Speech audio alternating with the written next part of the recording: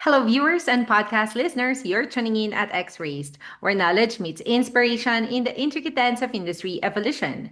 I'm your host, Miles, and if you've been with us for the past two episodes, then you know we've been on a deep dive into the world of competence management and people development, and what that really looks like when it's done right.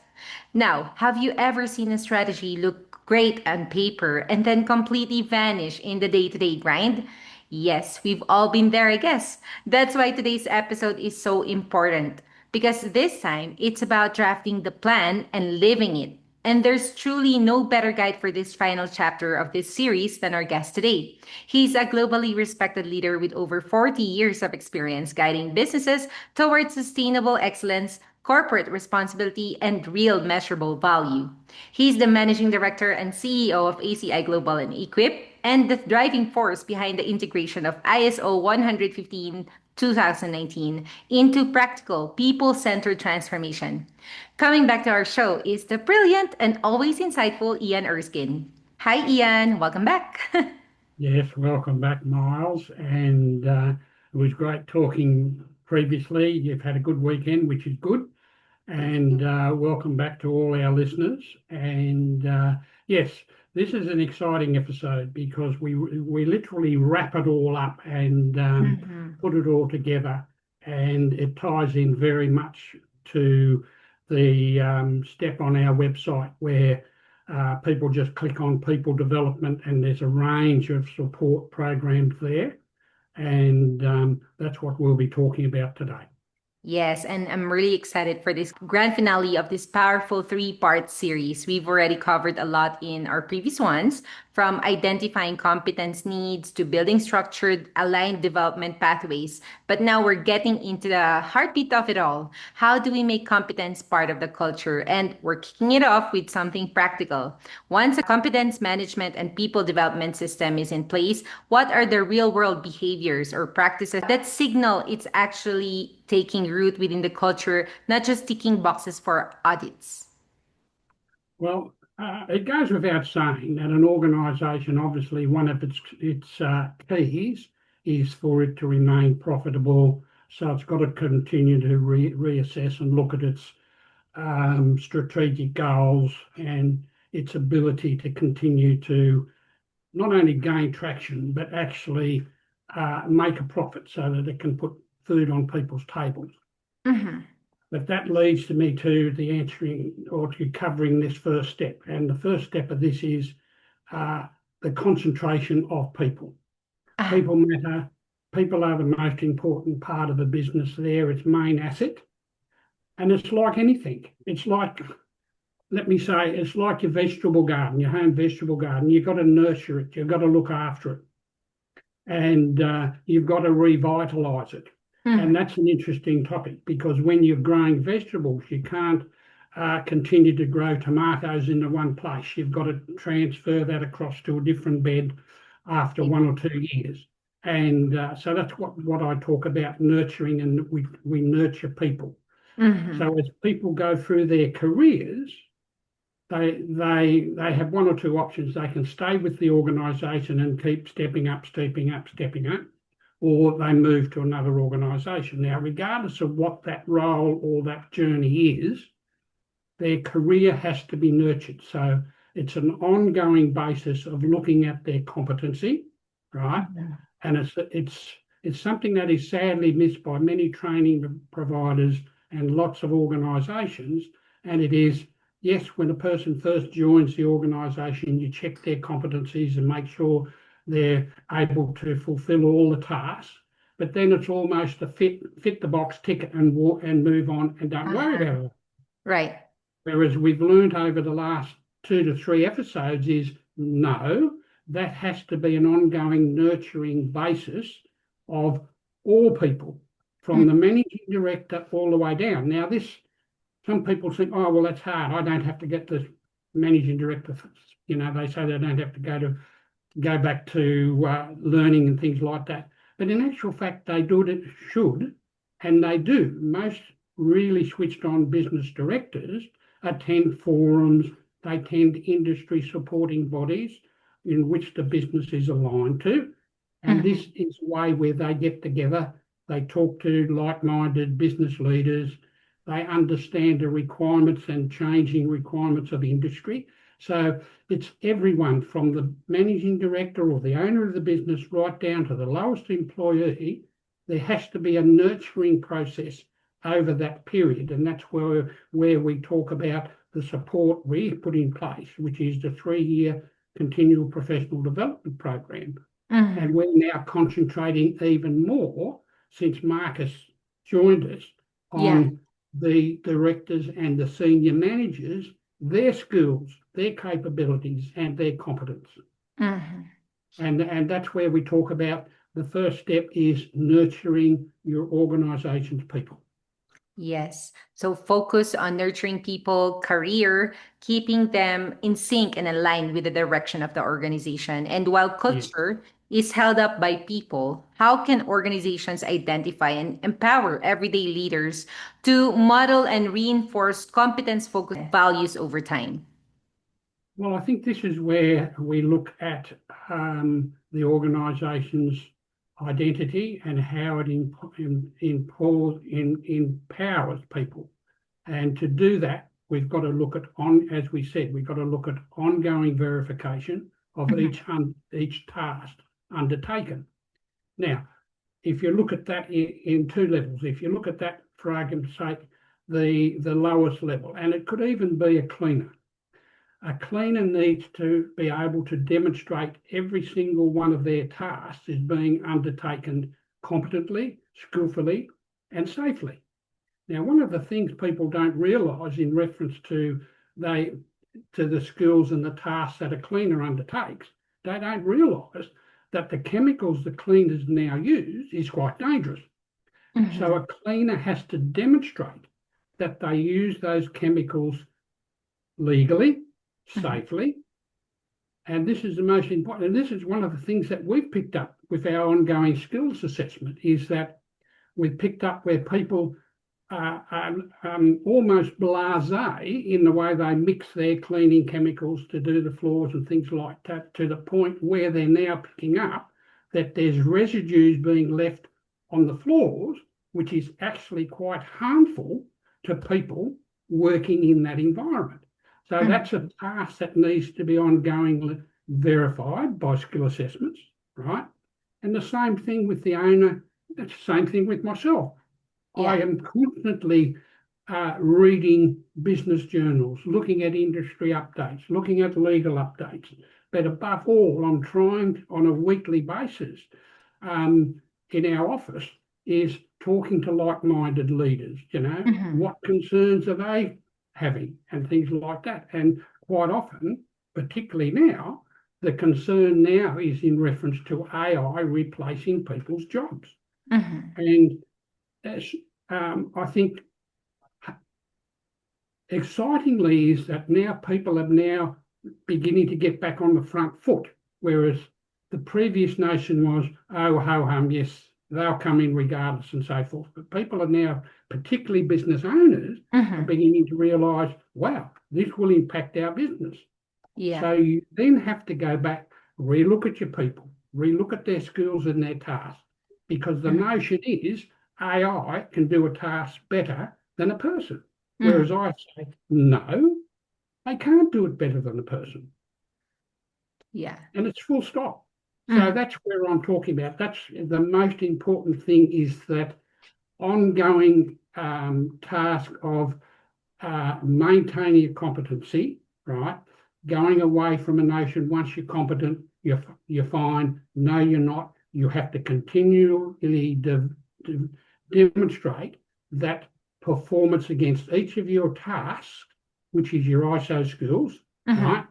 And verify that, because that enables you to have a skills log that you will maintain on an annual basis, right? Now, if you're at a point where you're saying, well, I can't really continue in this present job because my long-term future and direction is not being fulfilled. And quite often people will go and start up their own job or go to another organisation. And this is where, sadly, this is something's missed. they leave those skills, tasks, and knowledge and verification behind, whereas we give them that tool where they can take that with them as a transferable resource, and they carry that with them at all times, accessible at all times through our ISO Academy. And that's a very important thing that we bring to the table for people. Mm. And I agree, it's really essential to have an ongoing verification and review of all the processes that they have in the company. And yes, the ripple effect of empowered people is huge because, sometimes the quietest team member becomes the loudest voice for change simply by Yeah, doing the right thing, right? I mean, consistently. yeah, tell me about it. Yes. So let's shift this to innovation, Ian, with hybrid work models, digital platforms, and an ever evolving workforce. How can organizations stay agile in how they deliver, adapt, and evolve the competence development programs?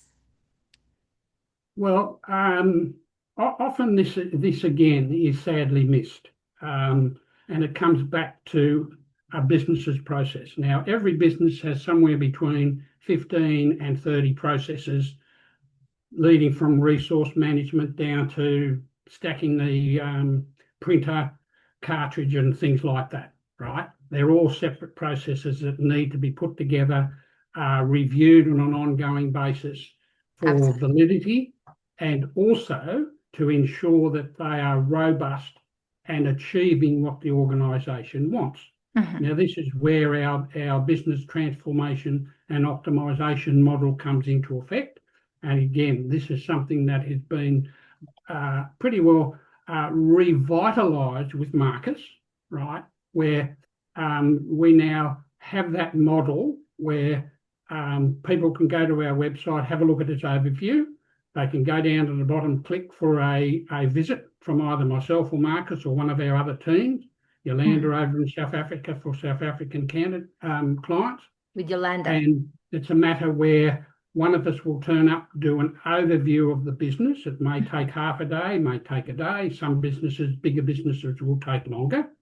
And then processes are looked at and reviewed. And it can be a situation where there are new processes put in place.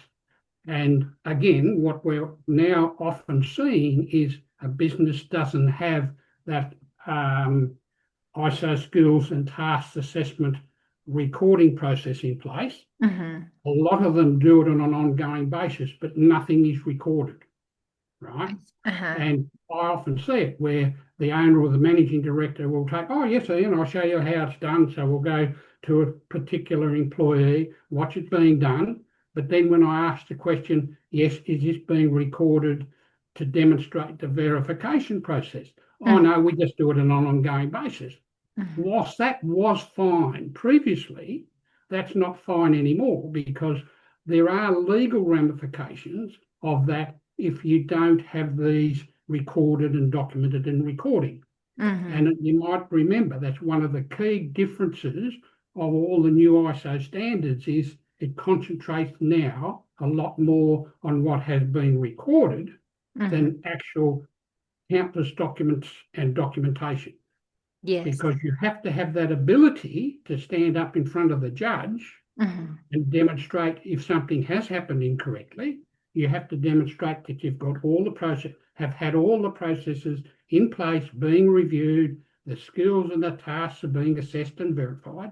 Because Mhm. if you don't, you may well be the bearer of a very huge cost to your business, Mhm. or in the extreme case, if someone's lost their life or been seriously injured, Right.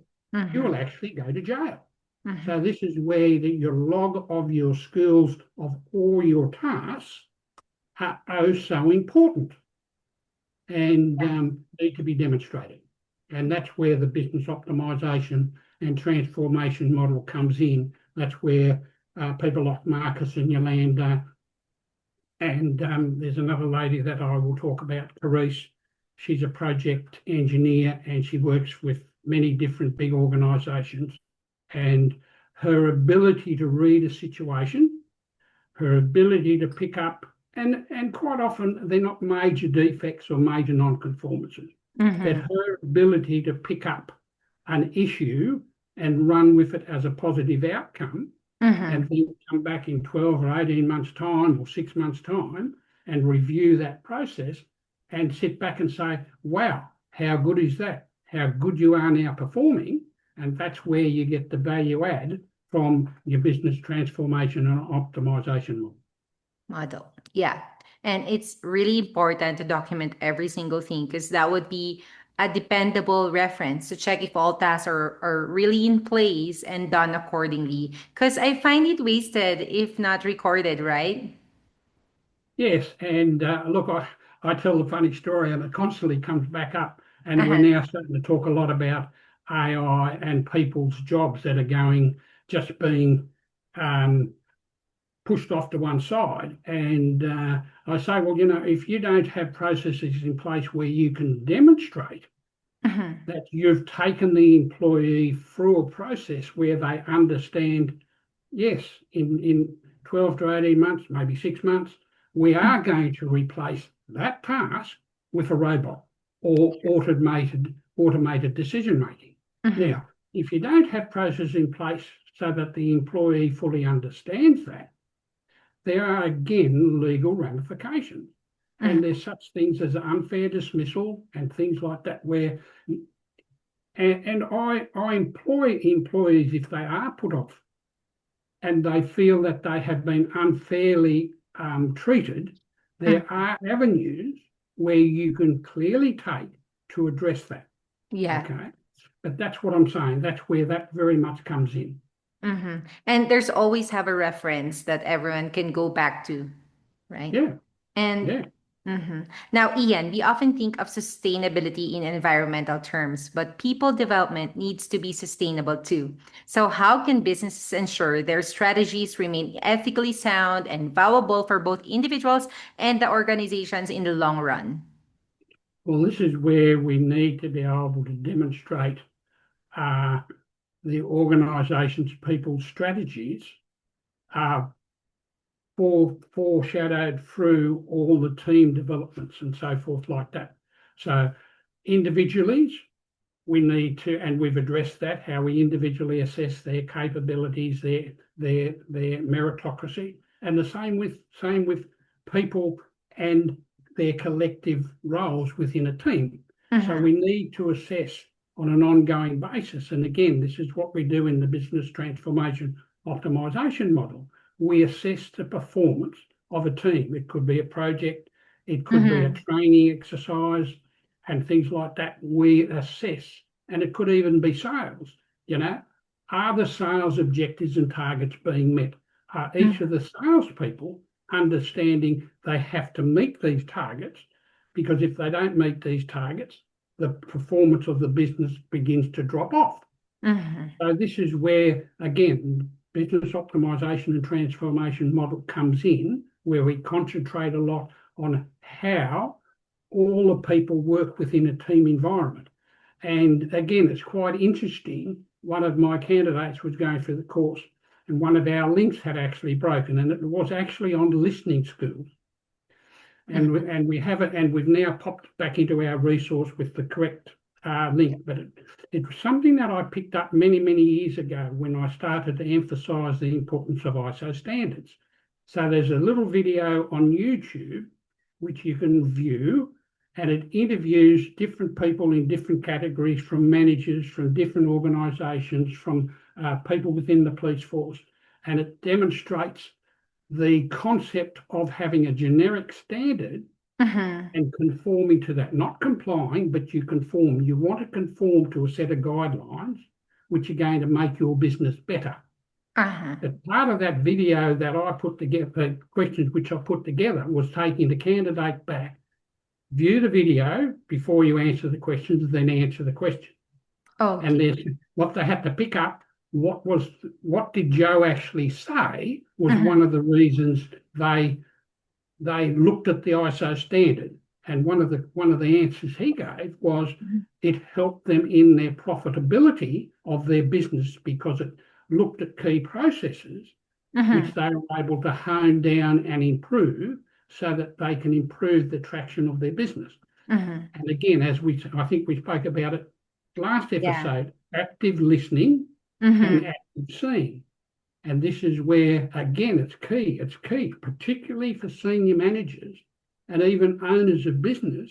You might have a fixed idea of what and how your business is performing, but be Mm-hmm. prepared to listen to others by closing out what's in your brain, listening to that answer, because, and I find it oh so many times when I'm talking in a conversation with many people and they say, oh, you're running ACR Global, you know, what a great thing and everything. We can Yeah. see, we hear lots of people speak highly of you. And then they'll just say something just casually part of that discussion.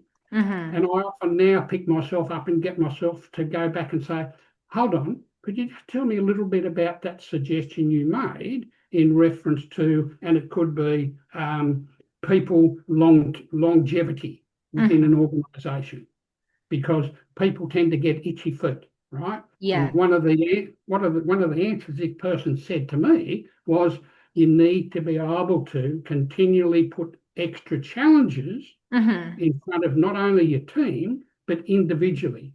Those challenges need to be in your objectives and targets, right? Mm-hmm.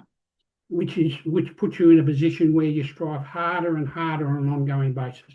Hence our accelerating continuous improvement, ACI. Yes. And that's contagious.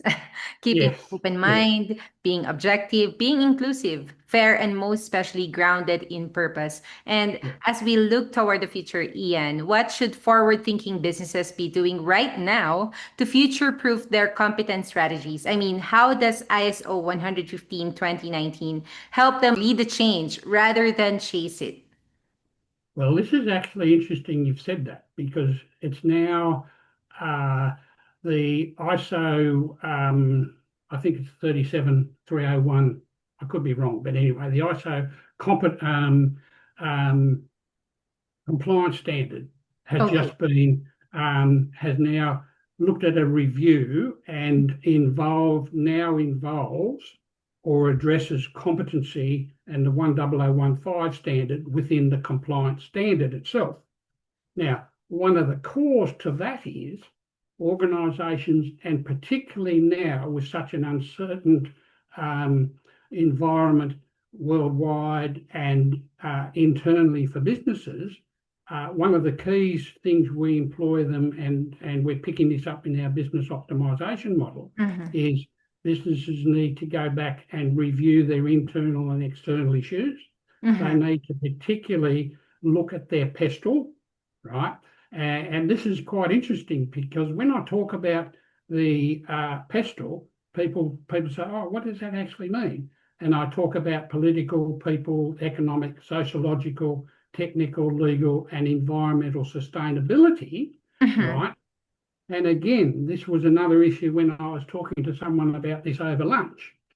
I mentioned the word environmental sustainability, Mm-hmm. and he looked at me with horror and he said, Ian, I remember the video you did with Miles in Yeah. reference to Mount Kosciuszko. Mm-hmm. And I said, yes. I said, that's why we just don't talk about now environmental. We talk about environmental sustainability, Mm-hmm. right?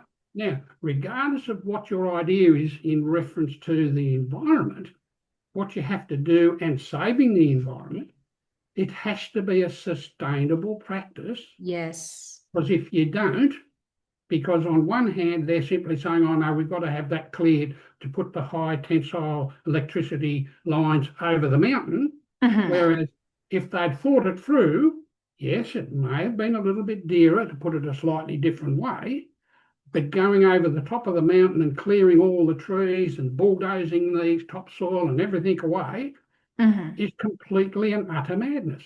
So, like I said, going back, they need to look at their internal and external issues through a pestle.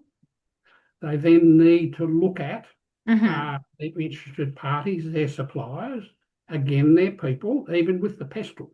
That involves looking at your people. Yes. And a common question I have when I go to do my organisations is, how are you catering for the hardship that your employees are facing at the moment? Because the Mm-hmm. economic hardship, and I think it's throughout the world, but particularly in Australia, it is extreme. People are getting it hard, having it hard. And it's wonderful to see that organisations are putting in employee assist programs. They're spending more time getting them to come in for a weekend and they have a barbecue. They all get together, listen to each other's positives and negatives, and that gives them the ability to move forward. And again, we often talk about it. It gives the business the ability to continue gaining traction, to Mm-hmm. continue sustained success. Because if Yeah. this is not done, ultimately the gap will form and you'll end up with an issue that can turn round and bite you quite severely in the end. Yes, perfectly said. I can say more, but I will. That ethical environmental sustainability, Ian, proactive beats reactive every time, especially in a world that won't wait around for businesses to catch up. So they better get ISO certified yesterday. And what a fitting close to this three-part journey, Ian. I hope everyone got a full picture from understanding competence needs to building meaningful programs and now embedding them as a living, which are all the breathing part of a company's DNA. So thank you so much again for sharing your wisdom, your experience, and your passion for helping organizations build smarter, stronger, and more human features. Thank you so much. And thank you, Miles, and thank you very much for all the listeners. And have a wonderful week moving forward. And You? next week we'll have another exciting topic to discuss, Yes. and we'll go through there. But have a lovely week and a lovely weekend. And thank you again, Miles, for giving ACI Global this opportunity to showcase our strengths and even our weaknesses, which we work on once we pick them up. Yes, and it's an honor to have you as always. I'm really excited for what's next. So I'll see you. And if you guys are looking to elevate your organization's competence, sustainability, or personal development programs, you can learn more about their services and connect with Ian through aciglobal.com.au. We're dropping the links below. And with that, thank you all so much for tuning in to another yet insightful episode of X Rays with Ian. We hope this conversation gave you the fuel to keep growing and promoting quality because it's contagious. Catch us again next time. This has been your host, Miles. Stay focused and inspired with X Rays.